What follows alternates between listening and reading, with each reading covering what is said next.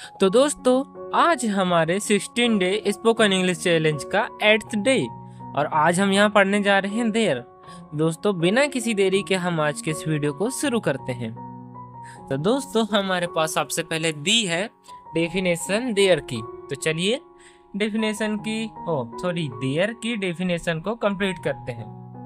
तो देयर की डेफिनेशन है, देयर का प्रयोग हम दो तरीकों से करते हैं। पहला, किसी प्लेस मीन्स स्थान या जगह को बताने के लिए, तथा दूसरा प्रयोग वहां करते हैं जिस वाक्य में कोई सब्जेक्ट नहीं दिया होता।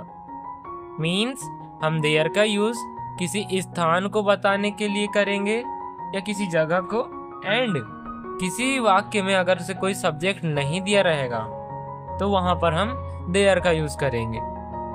तो दोस्तों, देयर का यूज हम करते हैं present, past and future in तीनों टेंस में। कौन कौन से टेंस? प्रेजेंट टेंस में, पास्ट टेंस में एंड फ्यूचर टेंस में। इन तीनों टेंसों में देयर का यूज हम कर सकते हैं। एंड इस देयर के साथ इस प्रेजेंट टेंस में इज का यूज, एम का यूज और आर का यूज कर सकते हैं। एंड पास्ट टेंस में वही वॉज और वर का। एंड जो हमारे फ्यूचर है, फ्यूचर टेंस, इसमें सॉरी दोस्तों, यहाँ पर गलती से वॉज और वर लिख गया है। यहाँ पर आएगा will be. Will be future में हम यूज करेंगे विल बी का। तो चलिए दोस्तों, आगे बढ़ते हैं।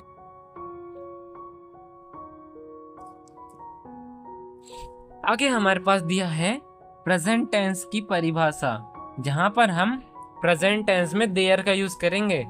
तो चलिए, किस तरह देयर का यूज करेंगे हम प्रेजेंट टेंस में? जब हमें यह बताना हो कि वर्तमान में कोई एक वस्तु किसी दूसरी वस्तु के अंदर है, या फिर कोई ऐसा वाक्य जिसमें सब्जेक्ट नहीं हो, तब देयर का उपयोग करते हैं। एंड देयर के साथ इज, एम और आर, इन तीनों हेल्पिंग वर्ब का यूज होगा। तो दोस्तों, प्रेजेंट टेंस का स्ट्रक्चर क्या होगा? चलिए देखते हैं। प्रेजेंट टेंस का स्ट्रक्चर है, सबसे पहले सब्जेक्ट। क्या यूज करेंगे दोस्तों? सबसे पहले हम सब्जेक्ट का यूज करेंगे। ये रहा हमारा सब्जेक्ट। उसके बाद किसका? देयर का। एंड इसके बाद हम यूज करेंगे हमारे हेल्पिंग वर्ब इज, एम और आर का। इसके बाद आएगा हमारा ऑब्जेक्ट, एंड इसके बाद आएगा हमारा अदर वर्ड्स जो आरपीएस हो सकते हैं। ये आरपीएस का मतलब हम बाद में सीखेंगे। तो दोस्तों, यह रहा हमारा स्ट्रक्चर। चलिए कुछ एग्जाम्पल से हम प्रेजेंट टेंस को समझते हैं। हमारे पास प्रेजेंट टेंस के एग्जाम्पल्स दिए हुए हैं, जहां पर पहला एग्जाम्पल है, स्कूल में विद्यार्थी हैं। तो इसकी इंग्लिश क्या बनेगी? There are students in the schools. अब दोस्तों, यहाँ पर सब्जेक्ट तो नहीं है, तो सबसे पहले हम देयर का ही यूज करेंगे। एंड देयर के बाद आता है हेल्पिंग वर्ब, तो देयर एंड इसके बाद हेल्पिंग वर्ब आर, क्योंकि बहुत से विद्यार्थी हैं। There are students in the school. इसके बाद नेक्स्ट है, नदी में मछलियां हैं। तो इसकी इंग्लिश होगी there are fish in the pond. इस बगीचे में फल हैं। इस बगीचे में फल हैं। There are fruits in the garden. And next है, मेरे घर में 4 दरवाजे हैं। तो there are 4 doors in my home.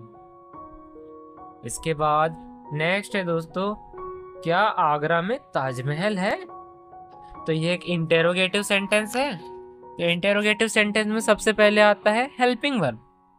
Helping verb are there Taj Mahal in the Agra. आसमान में कितने तारे हैं? How many stars are there in the sky. दोस्तों, आपको इन सभी सेंटेंस को बोलने की कोशिश करना होगा। बिना कोशिश के आपको इंग्लिश तो वैसे ही नहीं बनेगी। तो आई होप आप सभी लोग कोशिश करोगे। चलिए बढ़ते हैं आगे। अगला है हमारा आसमान में कितने तारे हैं? तो कितने तारे हैं? How many stars are there in the sky? इसके बाद पेड़ पर चिड़िया क्यों बैठी है? Why are there birds sitting on the tree? And next है वहां 3 लड़के क्यों हैं? Why are there 3 boys sitting? Sorry यहाँ पर आएगा पर 3 लड़के क्यों हैं, तो why are there 3 boys यहाँ पर sitting नहीं आएगा। ठीक है दोस्तों। इसके बाद नेक्स्ट है हमारा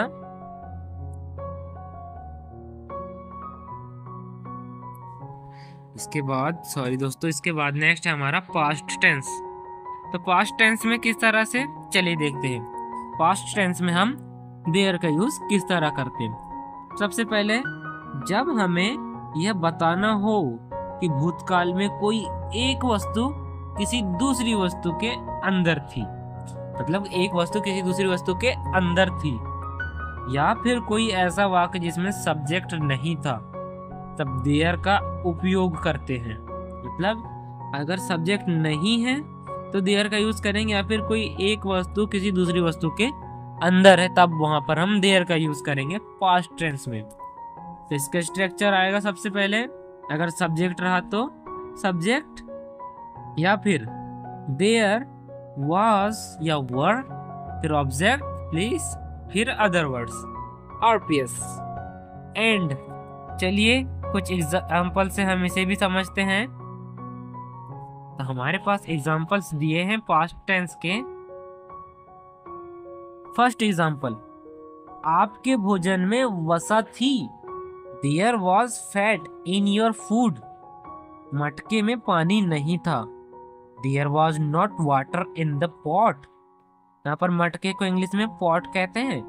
एंड कमरे में खिड़कियां थी, तो there was window in the room. Account में 10,000 रुपए थे। यहाँ पर एक और जीरो लगेगा। There was 10,000 rupees in the account. गांव में बहुत सारे बच्चे थे। There was too much childrens in the village. यहाँ पर हम दोस्तों बहुत सारे के लिए टू मच का यूज करे हैं। आई होप आप सभी को पास्ट टेंस के ये एग्जाम्पल समझ में आए होंगे। चलिए इसी के साथ हम नेक्स्ट देखते हैं। हमारे पास अगला दिया हुआ है फ्यूचर टेंस। तो फ्यूचर में हम देयर का यूज किस तरह करते हैं।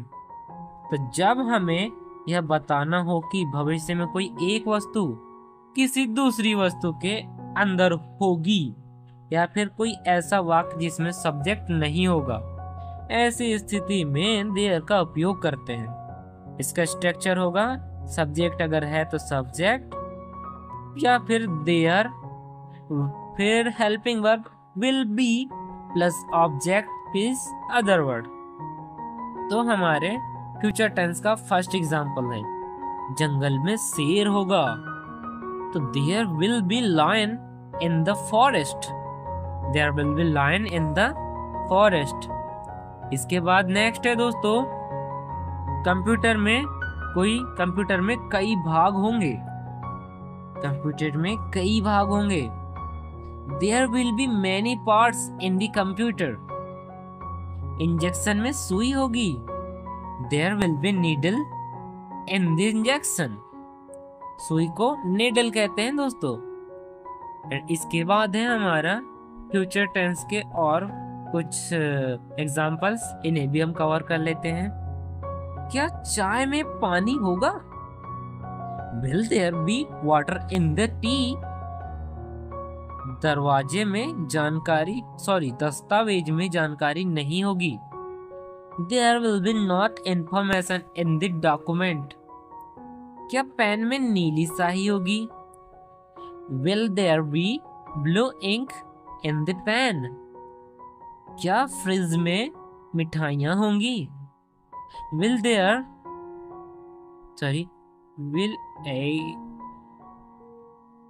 एक मिनट दोस्तों।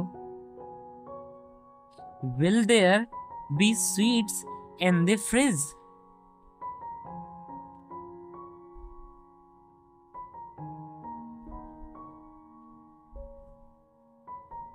Will there be sweets in the fridge, मतलब क्या फ्रिज में मिठाइयाँ होंगी। एंड इसके बाद है दोस्तों हमारे कुछ एग्जाम्पल्स। ये एग्जाम्पल्स आपको होमवर्क के रूप में दिए जा रहे हैं। आप इन एग्जाम्पल्स को अपनी कॉपी में नोट कीजिए या फिर अपनी कॉपी में करने की कोशिश कीजिए। ये एग्जाम्पल्स करना बहुत ज़रूरी है दोस्तों, तभी आपको इंग्लिश अच्छे से बनेगी एंड आप देयर का यूज़ करना सीखोगे। आई होप आप सभी लोगों को इतना समझ में आया होगा कि देयर का यूज़ हम किस तरह करेंगे, देयर का यूज़ प्रेजेंट में, पास्ट में, फ्यूचर में किस तरह करेंगे। आई होप आप सभी लोग देयर का यूज़ करना सीख गए होंगे एंड जो लोग सीख चुके हैं वो इन एग्जाम्पल्स को अपने घर में करेंगे। तो दोस्तों हम मिलते हैं ऐसी ही इंटरेस्टिंग से नेक्स्ट डे में। तब तक के लिए टाटा बाय बाय।